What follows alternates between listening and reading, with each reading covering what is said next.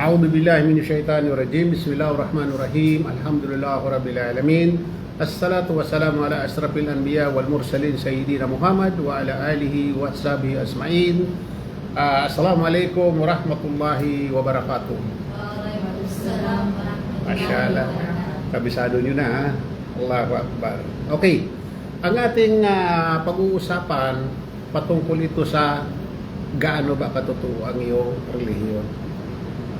Kasi kinakailangan matiyak natin. Bakit? Kasi nakasalalay dito ang ating kaligtasan sa ating relihiyon na ito. Kung ito'y mali, kung ito ay huwad, impyernong bagsak natin.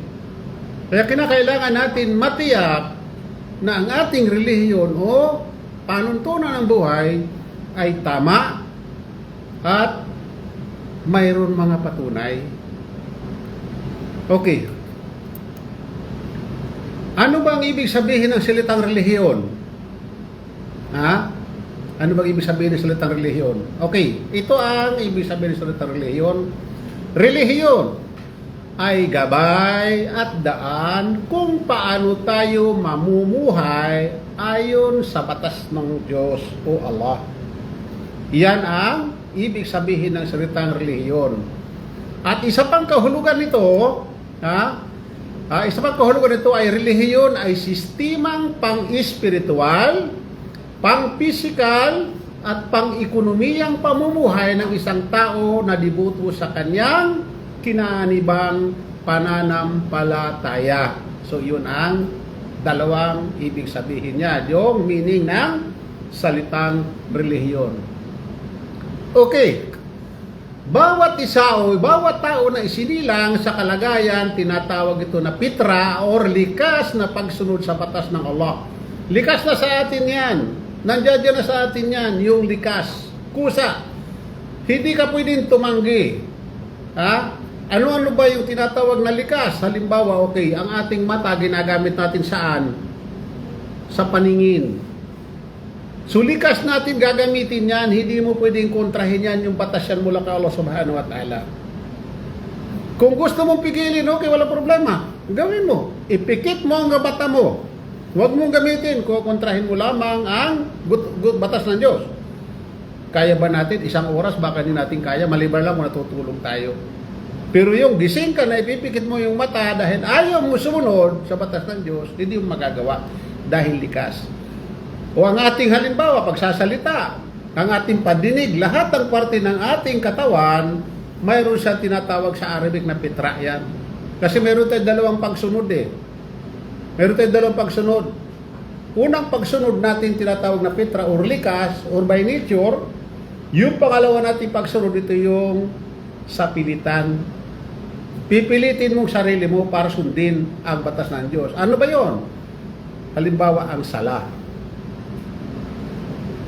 Pipilitin mong sarili mo na bumangon para magsagawa ka ng sala dahil ito ay tungkulin mo. Hindi ata sa iyo ito bilang tao para sambahin mo ang Diyos mo. Kaya napakahalaga ng relihiyon or panuntunan ng buhay. Subalit, makikita natin na subalit, kapag dumating ang panahon na siya ay nasa tamang gulang na natulad natin ngayon, nakaukit sa kanyang isipan na paniniwalang ang kanyang relihiyon sa lipunang kinagisnan ang siyang tama na nararapat sundin ng bawat isa. Kaya hindi natin sila masisi.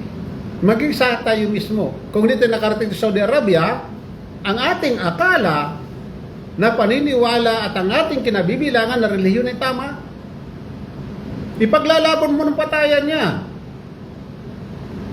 Subalit pagdating natin dito sa Saudi Arabia,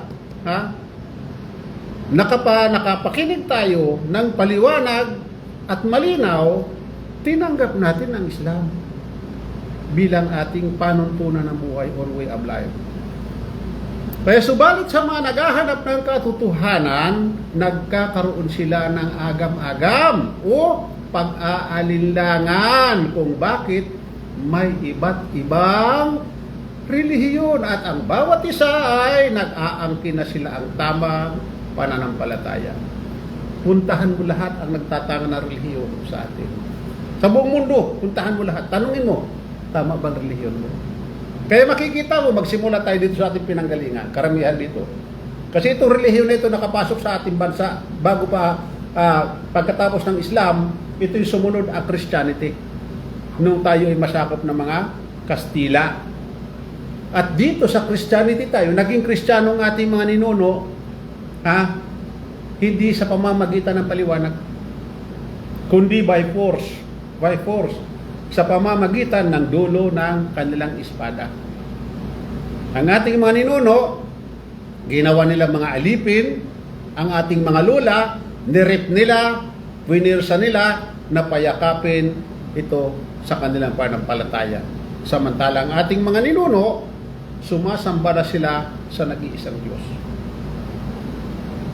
Dumating mga Kastila, pinalitan ng nag-iisang Diyos natin ng Ama, Anak, Espiritu.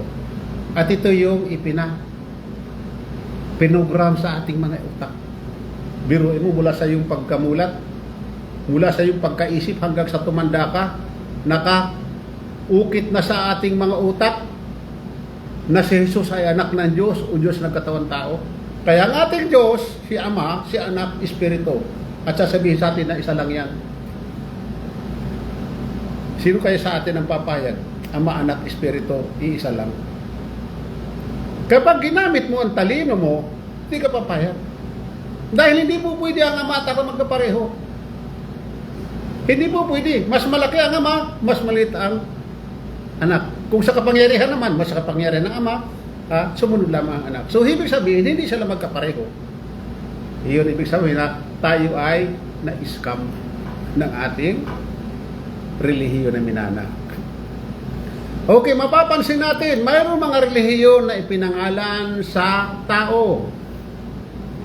Maraming relihiyon ipinangalan sa mga taong kinabibilangan ng banal at kanilang napagpasyahan matapos lumipas ng napakaraming taon. Halimbawa na lamang, ang Kristyanismo, na ito yung ating unang pinamulatan na relihiyon. Ipinangalan kanino? Kay Jesus. Gayong no panahon ni Jesus ay wala namang Kristiyano.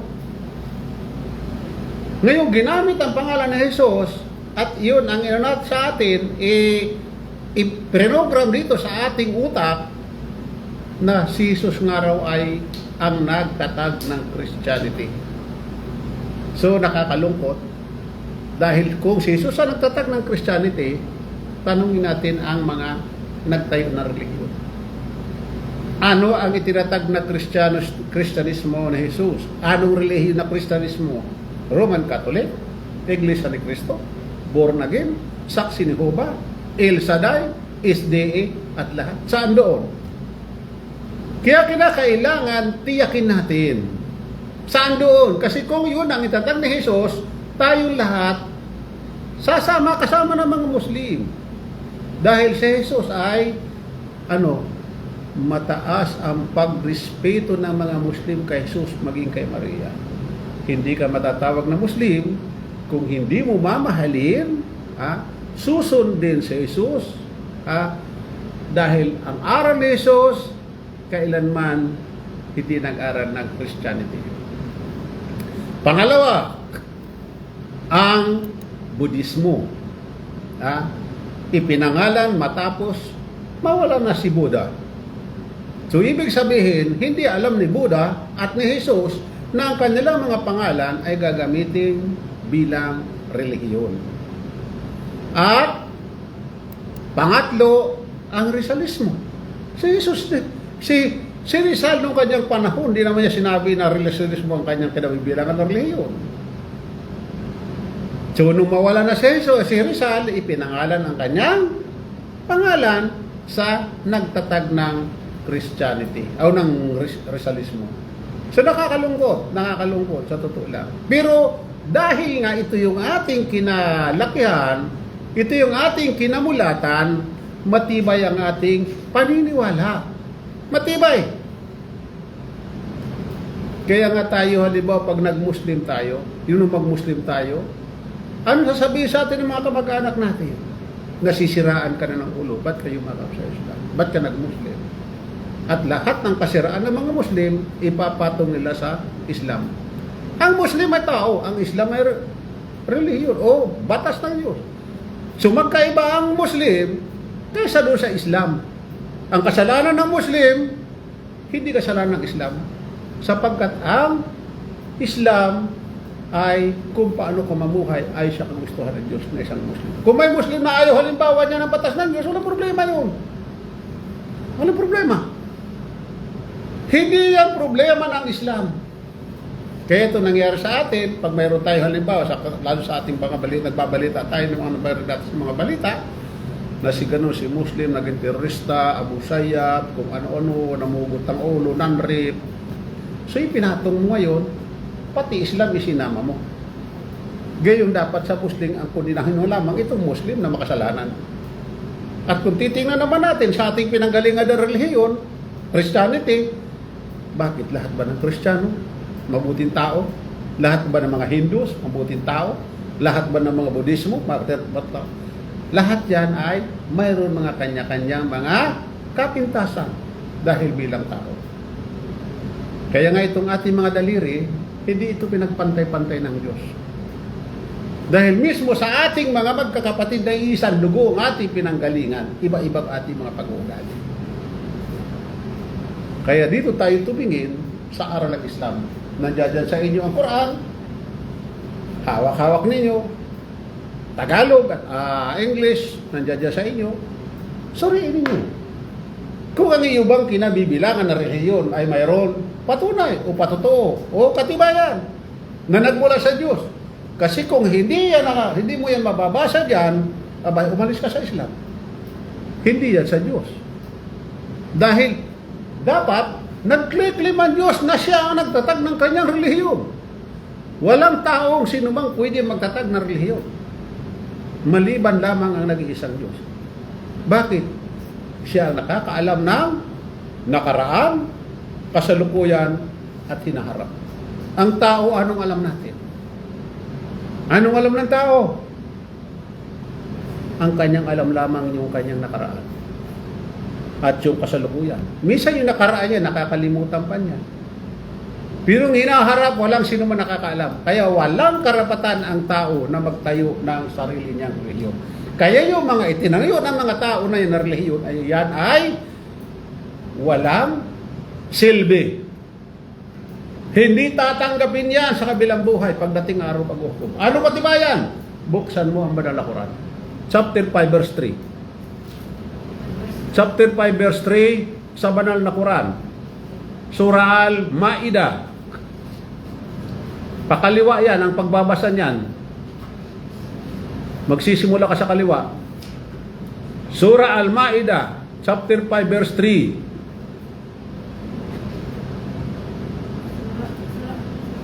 5, sister, halika.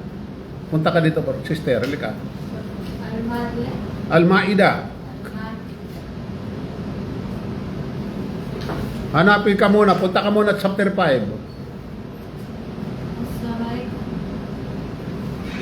Kala siya. Kaya kala. Punta ka sa chapter 5. Hanapin mo surah Al-Ma'idah. Ako, sister Jeff, halika. Ganito ang pagbasa ng Quran, ha? Hanapin mo ang chapter. Mayroon dyan sa itaas ng pakalagay, oh. Chapter 6. Dito ka chapter 5. Ito chapter 5. Ngayon, pag nasa chapter 5 ka na, surah Al-Ma'idah, hanapin mo ngayon sa mga verse dito ang chapter 3. Verse 3. Verse 3. Nisa na yan.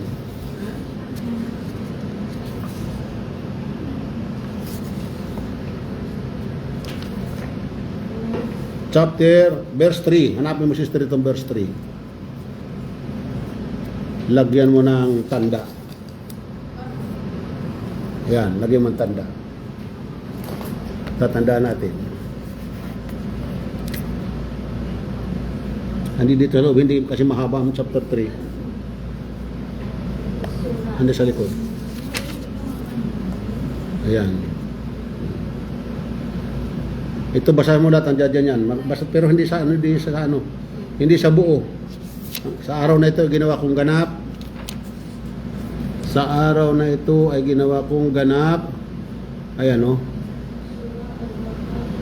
Ayan. Sa araw na ito, ayan, hanggang babasahin mo yan, sister. Basahin mo para patunayan mo ang iyong relihiyon ay tangan-tangan.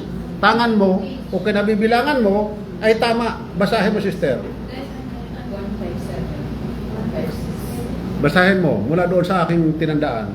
Sa araw na ito ay panaging pagdako ang inyong relihiyon para sa inyo. At nilubos ko ang aking paglingap sa inyo.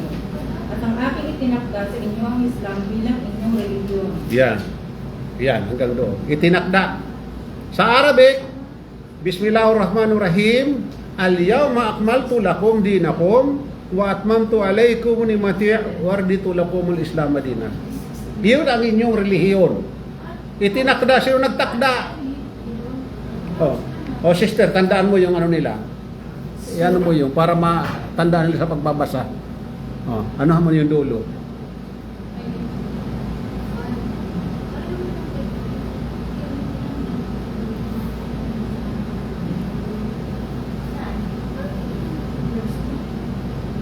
Para yan ay pakatibayan ninyo, patunay, or tatak kung sakasakali man katulad. Halimbawa, bibili kayo ng damit, kinakailangan mayroon kayong tatak sa inyong relihiyon o ang inyong damit na binili ay may tatak para masabi mo na tama ang iyong relihiyon. Chapter 5 verse 3 sa banal na Quran, Al-yawma akmaltu lakum dinakum wa atmamtu alaykum ni'mati wa raditu lakum al-Islam dinan. Kung nakakabasa kayo ng Arabic. So, sino nagtatag ng relihiyon mo? Si Allah. Itinatag ng Allah subhanahu wa ta'ala ang iyong relihiyon. Bakit? Siya lamang ang may karapatan magtatag. Kahit anong talino ng tao, wala siyang karapatan magtatag sapagkat ang tao ay limitado lamang ang kanyang kaalaman. May limit yung ating kaalaman. Kaya kinakailangan ang ating susundin na ating ipamumuhay sa ating pang-araw-araw ay nagmula kay Allah subhanahu wa ta'ala. Dahil alam niya kung ano dapat gawin natin. Halimbawa sa inyong kababaihan. Kinakailangan kayo magtakip ng ng inyong ulo. Bakit? Sa anong dahilan? Sige, bigyan niyo ako ng dahilan. Bigyan niyo ako ng kasagutan. Bakit kinakailangan, sister, magtakip ka ng ulo mo? Anong dahilan? Kinakailangan nakapan para kasi nakasulat na yan na sa babae, hindi ka nakikita kasi kabig-kabighanin mo. Tama. Dahil yung buhok ng tao, halin sa inyong kabaihan, kaming kalalakihan ay nabibighani kami sa inyo. Nagkakasala kami. Pero nang dahil sa inyong kapabayaan, ganun nangyayari. Ngayon, kung gusto mo, halimbawa, sa Biblia naman, okay, ayaw mo magtarha, magpakalbo ka, hindi na kayo magnanasa. Pagkalbo ka na, brother, kahit hindi ka na magtanha, walang problema. Kaya nga sabi ng Biblia mismo, kung ayaw mo magkatarha, magpakalbo ka. Pero sa Islam, kalbo ka man o ano, kailangan magtarha ka. Bakit? Sapagkat pag kayong kababaihan nakatarhang ganon, lumulutang ang inyong ganda. Parang pag-book mahaba. Lumulutang, totoo yan. Totoo yan. So nawawala ang aming ang respeto namin ay nasa inyo dahil nakatarha kayo. Narespeto kami. Ganon, pagpapahalaga sa kababaihan ng mga Muslim. At yun, maging si Maria, ganyan ang suot. Hindi naman si Maria nakita, nakalugay ang buhok ng pagganon-ganon. Nakatara si Maria. Dahil yan siya, bakit? Sapagkat siya ay namumuhay ayon sa kagustuhan ng Allah subhanahu wa ta'ala. Ang batas niya sinusunod ay gusto katulad ng kay Allah subhanahu wa ta'ala. Sa atin ba? Sinusunod ba natin ang kagustuhan ng Diyos? Sinabi ba ng Diyos na tupis ka na lang, tinakpan na lang doon yung dalawang ito, tinakpan na lang. Subhanallah. So kaya makikita mo sa atin, mataas ang insidente ng mga rape or isa pa doon yung alak pa. Dahil kapag nakainom ka ng alak, kaya sabi nga ni Satanas, pagagandahin ko ang kamalian. Ganun ang ano. May makikita mo. Halimbawa sa mga beer house, sa gabi, kumikislap-kislap. Pagpasok ng kalakihan, ang tingin niya, akala mo, gaganda ng mga babae. Pero pag walang kislap-kislap, kinabukasan, parang mga zombie, mga bangkay. Dahil nga, ang paningin natin, kapag halimbawa, ikay nakainom na, ang tangingin ng kalalakihan sa kabawihan, halimbawa mga ganon, yung sumasayo-sayo na ganon, si Satan na may kagagawan doon, na pagagandahin niya ang kasalanan sa atin. Kaya ang mga Muslim, alhamdulillah, tayo ay iniingatan sa pagkakasala. Kayo dapat takpan ang inyong alindog ninyo kinakailangan, hindi yung nakasuot kayo ng sexy na magipit ang inyong mga suotan. Dahil hindi yan ibig sabihin, bakit ka nagsuotan ganyan? Anong dahilan? Mga aakit ka. Nagsuot ka halimbawa ng maiksi na dito sa public pa. Ibig sabihin, nangaakit ka. Kaya kapag halimbawa, babae, narip kang gano'n, huwag ka magreklamo. Dahil ikaw mismo nagbigay ng motibo sa kalalakihan. Likas sa amin yan. Normal yan. Hindi nyo kami maano dahil yan ang aming nature. Kaya nga kami, nahintulutan kami hanggang 4 mag-asawa. Normal yan. Kasi nga, by nature namin yan, lalaki kami. Kaya kami pinapahintulutan na mag-asawa hanggang 4 dahil kami ay ganun ang aming nature. Wala kaming kumbaga wala kaming kasiyahan. Ito yung binigay sa amin ng Allah Subhanahu wa Ta'ala, wala kayong magagawa. Pero bilang Muslim, napipigil namin ang aming pagnanasa. Ngayon kung halimbawa, okay, nagustuhan kong babae, kakusapin ko mga magulang, gusto kong anak mo, pakakasalan ko yan. Bawal sa mga Muslim ang mga girlfriend, boyfriend, bawal. Kasi humahantong yan saan? Sa tinatawag na zina or pakikipagtalik sa hindi kasal. Kaya sa atin makikita, pansinin mo sa atin. Karamihan sa atin, mga single mother, pero hindi kinasal. Tama ba ako, sister? Kasi ang ating kinaugalian sa atin, kinamulatan sa atin, pag sama muna sila. Okay, nagsama, sasabihin, titistingin mo namin. Kapag hindi kami nagkasundo, madaling maghiwalay. Sino ang apektado ngayon? Ang inyong mga anak. Ang inyong mga anak. At ang inyong karangalan. Subhanallah. Sino ba halimbawa magnanasa sa inyo magmahal ng tunay kung halimbawa kayo ay single mother tapos hindi pa kayo hiwalay, hindi pa kayo kasal? So dahil nga ito yung ating kinaugalian, ito yung ating kinamulatan. So kaya nagkaganon. Sino ang agrabyado ito? Kayo, mga babae. Agrabyado kayo lagi. Katapos ang turo pa ng mga pare, sabi niya, ang pinagsama ng Diyos, hindi raw pwede paghiwalay ng tao. Bakit na pumapayag na pangaralan ka ng mga pare? Wala naman silang experience sa pag-aasawa. Di ba? Huwag tayo pumayag na tayo pangaralan ng mga pare. Mag-asawa muna sila para malaman nila ang buhay may asawa. Mangangaral ka, magkakasal ka, wala ka namang asawa. Okay lang sana kung libre ang kasal. May bayad eh. Sobrang mahal. Oh. Pag-iwala lang din naman. Sa Islam, napakadali ang kasal, hindi ka problema. Kung magkano lang ang kakayanan mo, hindi mo na kinakailangan. Pero dahil dito, kahit magkano duri, kahit bakal lang na singsing, gawa ka ng singsing ng lalaki, walang kwenta yung duri na yan. Ang importante doon, yung tunay na pagmamahal ng lalaki na kaya kang panindigan, kaya kang suportahan ng lahat ng pangangailangan mo. Hindi po kaya ng mga magulang ipakasal ko, walang gawin. Nasa kanila na yun. Pero kung lalaki, halimbawa, mas halimbawa, ako may anak, ako babae. Gusto ko mapangasawa mo, ako mismo kaalok sa lalaki.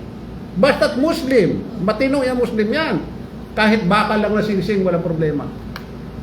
Hindi mo kailangan ng doon. Bakit? Nagduri ka nga ng 100,000. Tapos ang anak mo naman ay ginugulpi, ginugutom. May sa ibang Muslim kasi, pinakasal yung magpinsan lang. Ang magpinsan, pwedeng ikasal yan. Sa atin lang naman. Sabi ko nga sa inyo, ang batas ng tao sa Pilipinas, yung ang batas ng umiiral doon, batas ng tao, hindi batas ng Diyos. Wala naman tayo sa Biblia sinabi na wag na mag-asawa, magpinsan. Wag lang magkapatid. Huwag lang yung dumudo, halimbawa, yung magkapatid kayo sa gatas, bawal yon. Pero yung magpinsan, ano problema ng magpinsan? Basta magpakasal kayo, walang problema. Yan mga batas na yan, batas yan ng tao. Mga batas ng tao yan. Okay. Dito naman tayo sa relihiyong ipinangalan sa mga tribo. Okay.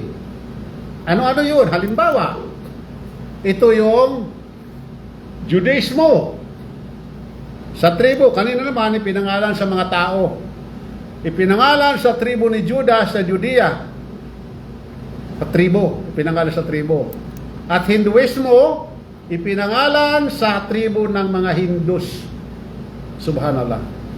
At lahat ng relihiyong ito ay nag-aangkin na sila ang tamang pananampalataya. Tamang kayo ng relihiyon. Inaangkin nila lahat yan. Kausapin mong Hindus. Kapag sinabi mo sa kanila na mali ang relihiyon mo, maaari ka lang patayin. Dahil hindi sila papayag. Bakit? Kasi ito yung kanilang aral hanggang sa sila'y tumanda. Kaya matibay sila doon. Kaya hindi natin masisi ngayon yung ating mga kamag-anak na tayo ay sabihan ng mga may tama sa utak. Kasi yun ang kanilang paniniwala na tama ang kanilang ginamulatan na relihiyon. At una pa doon, sa atin sa Christianity, bibihira lamang may alam sa atin sa Biblia. Bibihira lang. At kapag nagtanong ka naman sa kanila, sa pari at sa mga pastor natin, ang sasabihin nila, anak, huwag ka nang magtanong, sumunod ka na lang. Kaya yun, nangyari sa atin, wala na tayong karapatan magtanong. Wala na tayong karapatan mag-usisa kung ang ating relihiyon ba'y tama o mali. Dahil hindi tayo sasagutin ng malinaw. Dito sa Islam, huwag kang matakot magtanong. Huwag kayong mahiya. Karapatan ninyo yan. Karapatan ninyong tanungin yan. Pero huwag kayong magtanong doon sa walang alam dahil wala kayong makukuhang magandang kasagutan.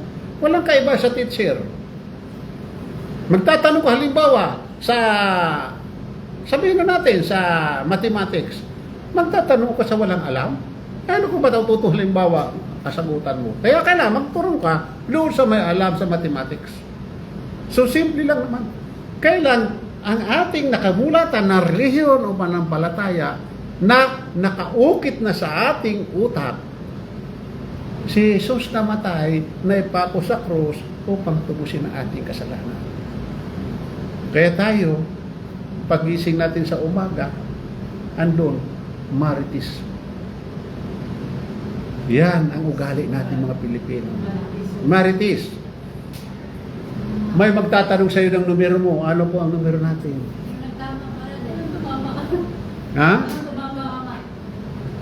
Lahat yun, tatanong. Tapos magtatanong, ano ba tumama? Ano bang lumabas? Sasabihin ng ganitong oras. As ganito lumabas. Sasabihin naman ng tao, sayang ang aking panaginip. Ay bakit ginagawa natin yan? Dahil gusto natin ng alin? Na magkaroon tayo ng mas kumbaga income. Hindi natin namamalayan na lagi tayong natatalo. Lagi tayong talo. Pero mo pang babayad mo sa ending, magkano ang halimbawa 20 pesos. Ibili mo ng kalahating kilo. Ibili mo ng kalahating kilo, bisan iparambol mo pa. Pagkatapos, doon, bibili ng alak, beer, kung ano-ano. Anyabang pa. May pulutan pa. Pero puntahan mo yung bahay niya, walang ulam ang kanyang mga anak. Walang makain.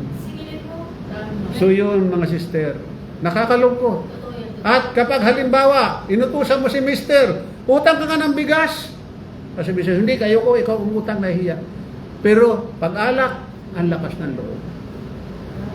Yan ang buhay natin mga sister. Bakit? Ang ating batas na sinusunod, batas ng tao.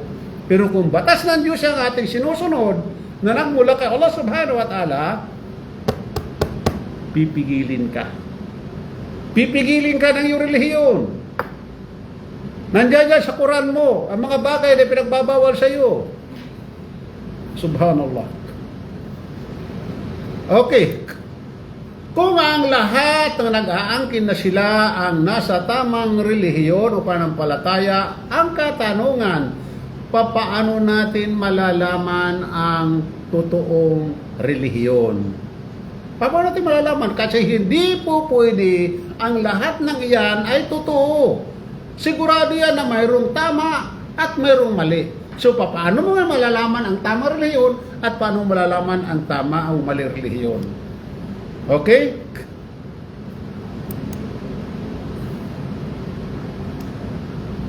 Okay, alamin natin ang pananaw ng bawat isa. Alamin natin ang pananaw ng bawat isa. Okay. Ilan ba ang relihiyong ipinala ng Diyos? Ilan? Isa. Magaling. Tama. Tama ka. Hindi po pwede magpadala ang Diyos ng maraming relihiyon. Okay. Ilan ba ang relihiyong naglipa na sa ating panahon? Marami. Marami. Napakarami. Subhanallah. At ang tanong, kailan ba ipinadala ang tamang relihiyon? Kailan ba ipinadala? Kailan nga ba, brother? Kaya nga nagtatanong dito, kung kailan ipinadala ng Diyos ang totoong relihiyon. Okay, dito tayo pumunta. Man-made religion. Tao ang may gawa. Okay? Ng relihiyon. How to know the religion? Okay, church, yung simbahan. At sinong founder? At saang lugar? Bakit, sister? Parang ang lakas ng palpitation. Dahil ang Uminom ka ng kape, ano? Uminom ka ng tubig.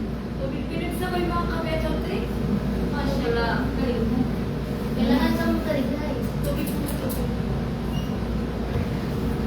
Okay. At yung time, yung panahon, kailan? Kailan ipinadala? At ano ang founder? Okay. Itong founder na ito dito sa Roman Catholic. Yung Church Roman Catholic, kailan ito ipinadala? 300. 300 C. Kumbaga saan ito yung after Christ ito? 300 years bago lamang dumating ang relihiyon. Wala na si Jesus, 300 years na. Sino ang founder nito? Ang founder nito ay si Boniface III. Boniface III. At saan lugar ito? Doon ba ibinigay ng Diyos ang totoong relihiyon? Sa Roma? Doon ba niya ipinadala? Kailan ito? After Christ. So, ibig sabihin, itong relihiyon na ito, Roman Catholic, after Christ na siya. So, mahabang panahon na, 300 years, more than 300 years, o 300 years, wala na si Jesus, saka lamang lumutang ang Christianity. At ang founder pa nito, si Boniface III, at sa Roma pa niya, ito ang lugar ng pinanggalingan at after Christ. Dito naman tayo sa Presbyterian. Ito naman ito, 1,534. Sino naman ang founder nito? Ito si John Calvin. Saan naman lugar ito? Sa Switzerland at after Christ. After Christ. Wala kang gamot, sister? may wait flower. Sobrang lakas na nangikinig ko. Kasi nga yung yung dapat sa'yo, kontrolin mo yung kape. Tapos nung binom pa ako ng kunting suka. So yan. Walang problema suka. Walang problema suka. Yung kape. Sa kape yun, may black coffee. Inom ka lang ng water, sister. Itim ng coffee mo kanina eh. Oh. Wala pang oras. Ito yung may kailang? Okay lang ang pero ang lakas ng palpitation. Okay lang yan, inshallah, inshallah. Okay. Pangatlo ay ang baptist. 1607. At ang founder nito ay si John Smith. At ang lugar nito itinatag ay sahulan, ito ay after Christ pa rin. Dito naman tayo kay Protestant, 1611 naman ito. Ito naman ang The King James. founder nito, inaprubahan nito ni King James, yung hari ng saan naman ito? Sa England. At after Christ. Lahat ito, mga relihiyon nito, puro ito after Christ. Iglesia ni Cristo, 1914. Sinong founder? Si Manalo. Saan lugar? Santa Ana. At after Christ pa rin. Okay, dito naman tayo kay El Shaddai, 1980, mga bagong relihiyon. Si Mike Bilardi naman ang founder nito. Saan naman ito itinatag? Sa Lunita, after Christ pa rin. At dito naman, ang dating daan, 1980s, ang founder naman nito, si Eli Soriano. Maraming umahanga kay Eli Soriano dahil magaling daw siya sa Biblia. Ngunit ang kanyang interpretation, sarili lamang niya. Wala siyang katibayan, wala siyang mga patuto. Magaling sa Biblia mag-interpret, pero sarili niya lamang. Ang Islam, ang Quran, hindi pwede mag-interpret ang sino man dito, maliban lamang kay Propeta Muhammad SAW. Kaya nito, ang tafsir, datang sa Arab na tafsir, marami mga tafsir yan, yun, hanggang 12, marami yan, yung Ibn Kathir, marami yan, na mga nag-tafsir ng Quran, nagpaliwanag, ibig sabihin, ipaliwanag ang Quran. Dito naman, itinatag ni Soriano ang kanyang relihiyon sa Pampanga at Antichrist. Mayroon pang isa, ang Rizalian, 1960, at ang natatag naman ito, Lasinggero, si Cabadong, itinatag naman ito sa Laguna, at after Christ. So lahat itong mga relihiyong ito ay itinatag ng mga tao sa iba't ibang panahon, sa iba't ibang lugar, at iba't ibang mga ibang mga lugar at iba-ibang mga tao nagtatag. So dito, lahat yan nag-claim na silang lahat ay tama. So kung halimbawa, kung tama silang lahat, paano malalaman ngayon ang totoong relihiyon at sino ang sino ang nagtatag ng totoong relihiyon? Okay, puntahan Wala natin. rin din yung Church of Christ na.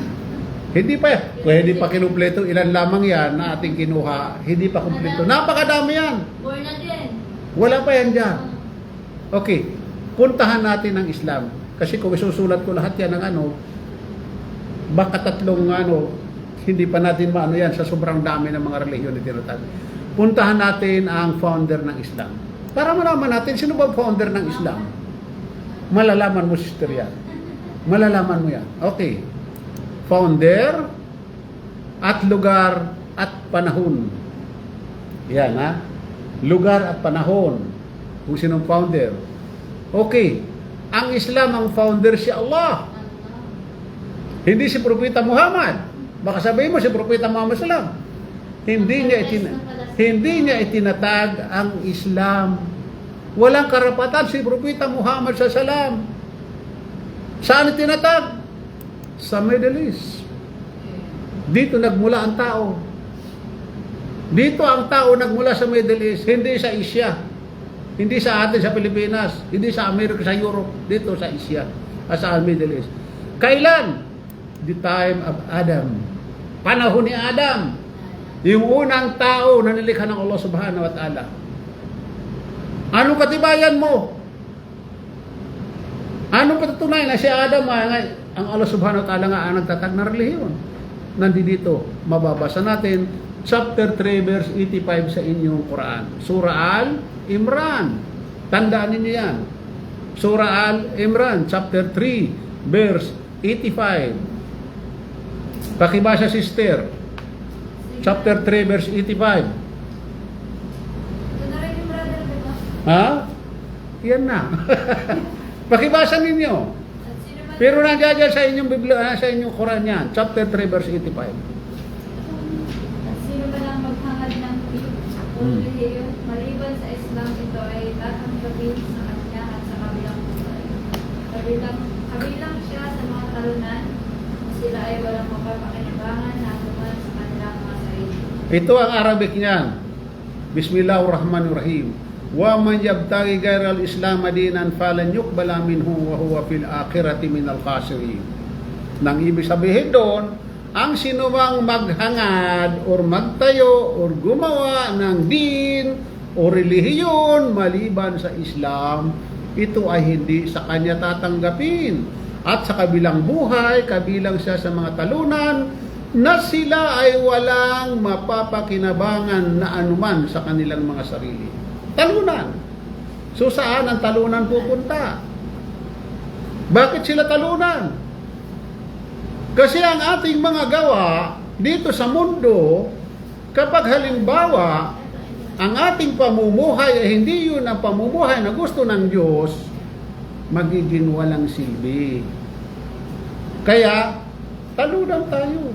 Dahil dapat ang ating mga gawa dito, pag tayo halimbawa namatay, pagdating sa araw paghuhukom, na isasama natin.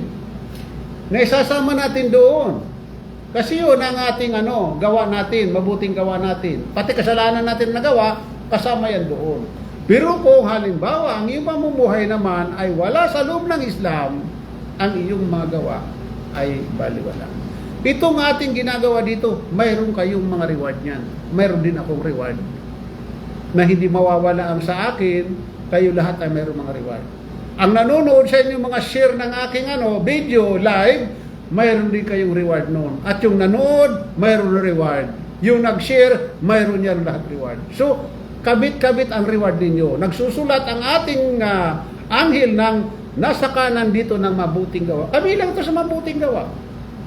Pero kung kayo halimbawa, naninirang puri kayo, nagchichismisan kayo, nagbibisyo kayo, nag-iinom kung ano-ano, ang inyong anghel na sumusulat dito sa inyong kaliwa ng inyong masamang gawa.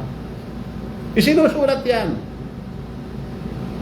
So itong dalaan natin dalawang anghel na ito, itong nasa kanan, na gandahan ito. Ang iyong ngiti lamang, isang ngiti lang, times 10 ang isusulat niya.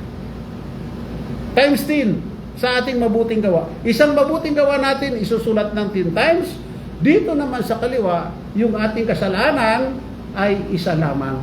Biruin mo pabor sa atin ng Allah subhanahu wa ta'ala. At dito yung anghel, sa kanan natin, sa kaliwa, kung halimbawa ikaw ay nagplano na ikay gumawa ng kasalanan, nakataas ang kanyang panulat. Nakataas. At kapag hindi mo ginawa yan, isusulat ang anghel mo dito sa kanan mo na mabuting gawa. Allahu Akbar. Kaya dito sa mundo, hanggat andito pa tayo, damihan natin ang ating mabuting gawa. Dapagkat kapag tayo namatay, putol na ang ating gawa. Putol na. Paano kung halimbawa namatay ang tao habang nag-iinom, habang nagbibisyo? Subhanallah. Mas matindi ang dadanasin na hirap sa kabilang buhay. Kung sa mundo na ito puro hirap ang ating inabot, mas matindi ang naghihintay na hirap sa kabilang buhay.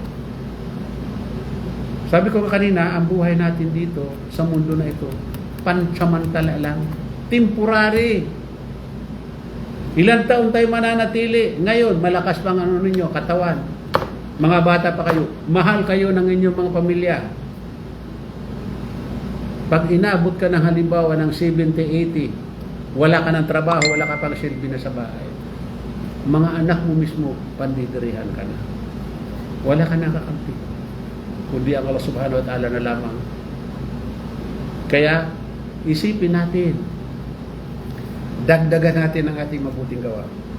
Bilang payo sa inyo, bawas-bawasan ninyo ang chismisan. Pwede mag-chismis basta't mabuti ang inyong sinasabi. Sa mga Muslim, pag nagkita-kita, ang pinag-uusapan nila ay kung paano nila mapapabuti ang kailang relihiyon. Paano mapapabuti nila ang kailang pamumuhay. Paano mapabuti ang kailang pagsamba kay Allah subhanahu wa ta'ala. Huwag tayong maninira sapagkat ang ating anghel nasa kaliwa nagsusulat na puro kasalanan natin. Allahu Akbar. Ingat tayo mga sister, payong kapatid. Wala problema, pagmamahala, normal naman sa atin yan. Pero yung halimbawa, yung backbiting, Iwasan natin. Okay. Ang batayan ng totoong relihiyon, ano naman ang batayan? Kasi kinakain may batayan ka sa totoong relihiyon. Ito, meron tayong patunay. At sino man ang maghangad ng relihiyon, or din, halimbawa sa Islam, ha? Ito ay hindi tatanggapin sa kanya. So, ano naman ang batayan sa totoong relihiyon?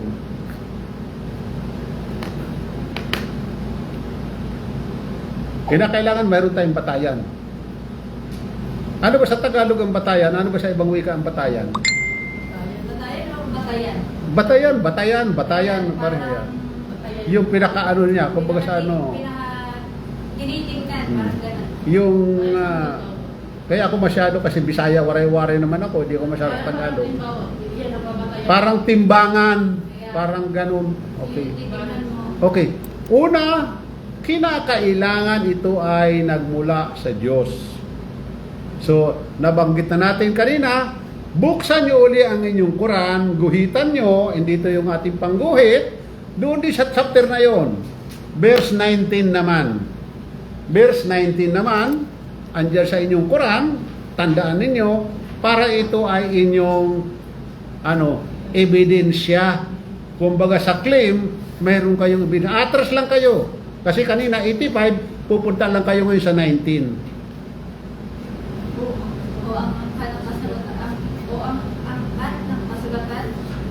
Chapter 3, verse 19.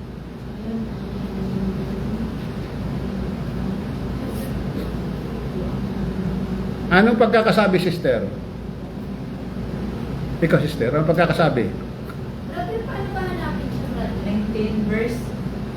Chapter 3, verse 19. Katulad kanina, yung 85 kanina, atras ka lang. Chapter 3, verse 19, kanina, 85 kanina, chapter 3, verse 18. Surah Al-Imran. Ituturo ko sa inyo bago tayo maghiwa-hiwalay mamaya kung paano buksan yung Quran na yan. Katotohanan. Ha? Yes?